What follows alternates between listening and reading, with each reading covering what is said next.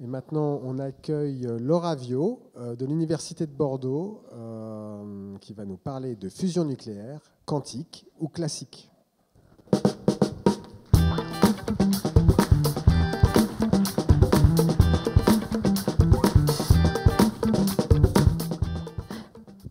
Laura, c'est quand tu veux. Imaginez une balle de tennis rebondissant sur le sol. Facile à prévoir, n'est-ce pas? Maintenant, changeons d'échelle. Zoomons 1 milliard de fois. Notre balle devient une molécule de gaz et le sol, la paroi d'un réacteur de fusion nucléaire. Alors là, tout se complique. Mais ça vaut le coup de se pencher dessus, car la fusion nucléaire pourrait bien être l'énergie du futur.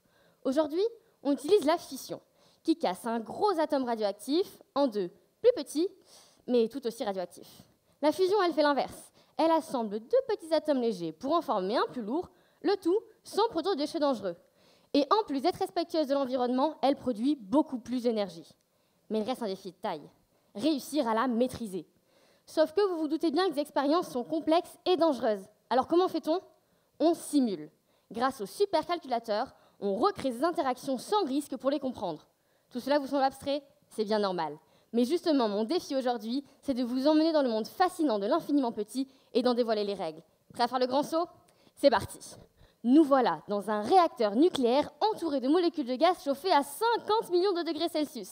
À cette température, elle file à plus de 10 000 km/h avant d'aller percuter la paroi du réacteur.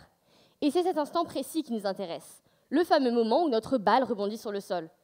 Mais pour le dire correctement, on ne peut pas se contenter de la physique classique, car à l'échelle moléculaire, de nouveaux phénomènes apparaissent, les effets quantiques. Pour mieux comprendre, concentrons-nous sur l'un des plus importants, la quantification. D'un point de vue classique, l'énergie est continue, donc notre balle peut adopter n'importe quelle valeur. Comme vous pouvez vous arrêter à n'importe quelle altitude sur une pente. Mais d'un point de vue quantique, l'énergie est quantifiée. Elle ne peut adopter que des valeurs précises. Comme si cette fois, vous étiez dans un escalier. Vous ne pouvez vous arrêter que sur une marche, jamais entre deux. Et bien, une molécule de gaz est soumise aux mêmes règles. Elle ne peut adopter que des niveaux énergétiques bien définis. Or, l'approche classique l'autorise à adopter des niveaux d'énergie intermédiaires. Autrement dit, elle vous laisse flotter entre deux marches. Mais je regarde la salle et personne n'est en lévitation, n'est-ce pas? Alors, vous voyez le problème.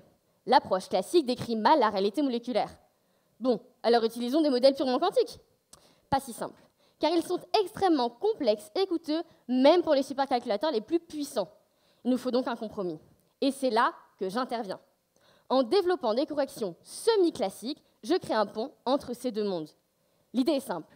Je réalise ma simulation d'un point de vue classique, mais à la fin, j'incorpore les effets quantiques. Comment? En attribuant un poids statistique à chacune de mes simulations. Plus l'énergie finale de ma molécule est proche d'un niveau quantique autorisé, plus le poids attribué est important.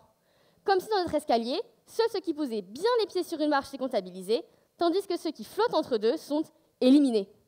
Et voilà, grâce à cette approche, les interactions gaz-surface n'ont plus aucun secret pour vous. Un pas de plus vers la maîtrise et la compréhension de la fusion nucléaire. Merci Laura.